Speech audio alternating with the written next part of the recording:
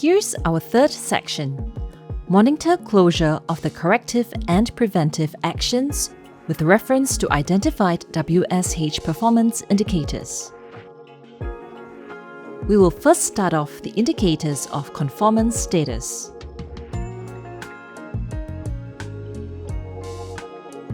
Take a good look at both the pictures. Note how the working tools used are being carried. Which of the two employees will you correct?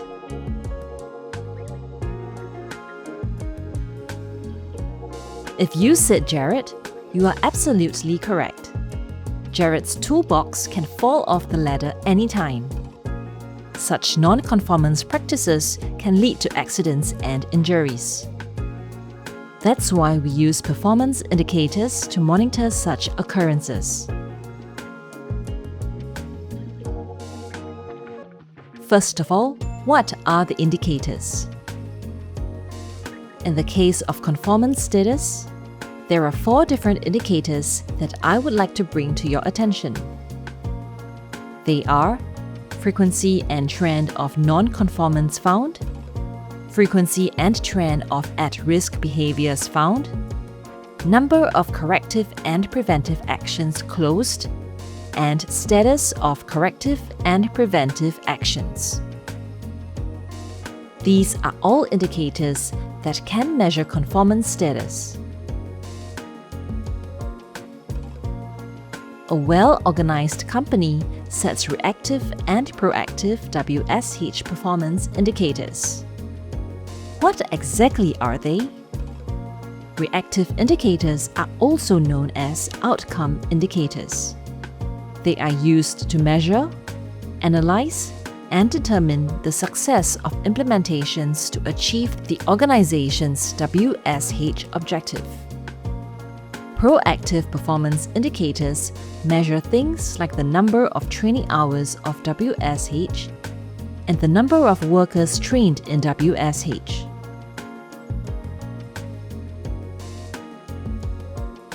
If the tools from Gerald's toolbox fell off the ladder, it can cause injuries to someone who is walking by.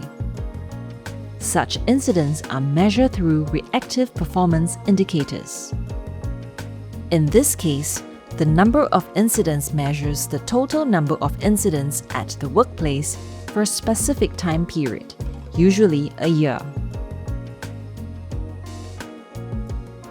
The second one is called the number of accidents. It measures the total number of accidents with personal injury or fatality at the workplace.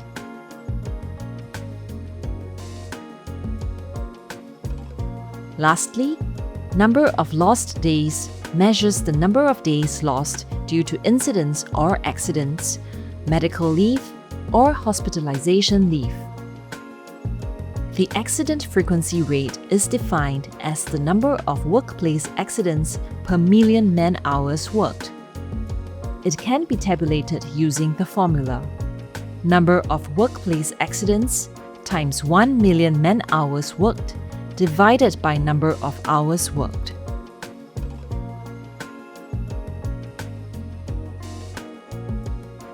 The accident severity rate is defined as the number of man-days lost due to workplace accidents per million man-hours worked. It can be tabulated using the formula: number of man-days lost times 1 million man-hours worked divided by number of hours worked. The work injury rate measures the workplace injury rate, both fatal and non-fatal.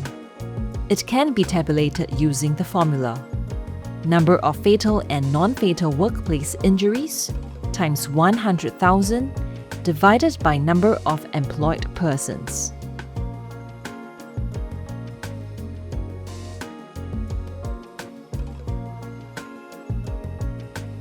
Occupational disease incidence defines the number of times an occupational disease has been diagnosed in the organization.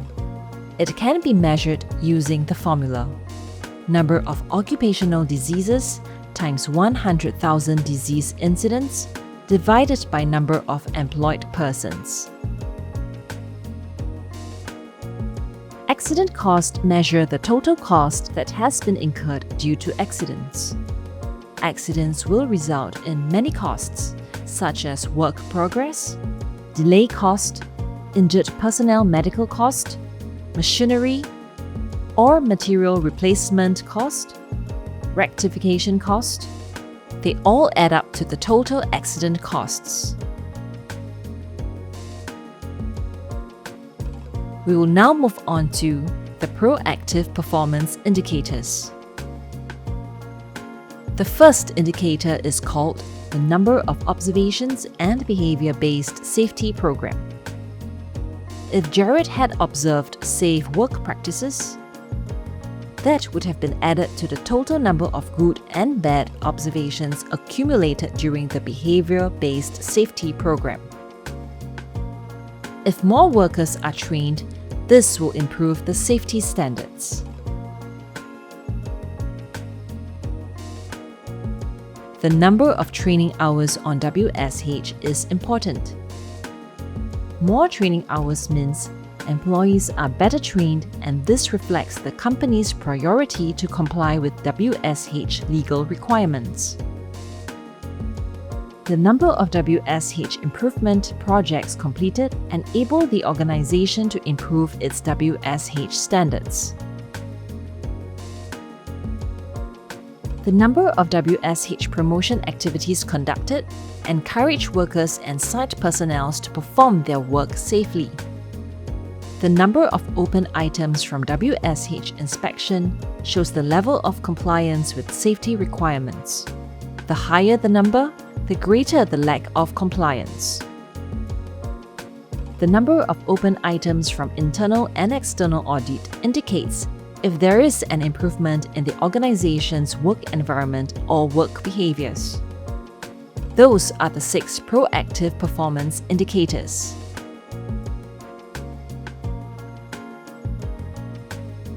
Now that we have learned about the different types of performance indicators, we are going to touch on the process of data collection.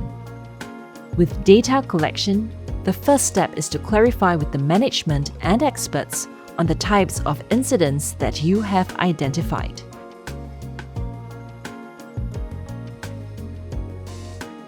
The next step would be to decide on methods of measurement.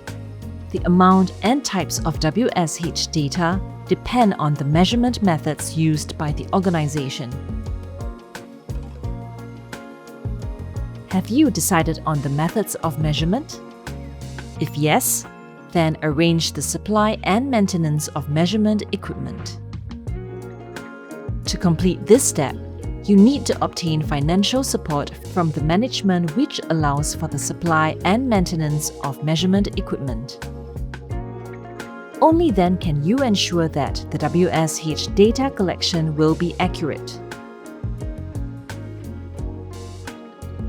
Next, the supplier and organization's person in charge should ensure that the measurement equipment is calibrated for accurate reflection of WSH conditions. For example, ensure that the gas meter is calibrated before using it to check gas content in a confined space.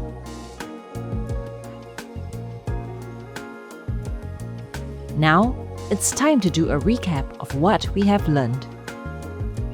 What do you think are the indicators of conformance status?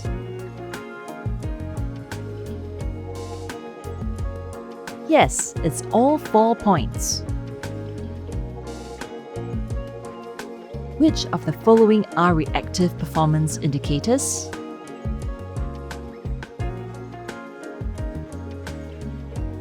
The answer is points 1 and 2. I'm sure you got that right. Now, on to our next topic of performance monitoring records.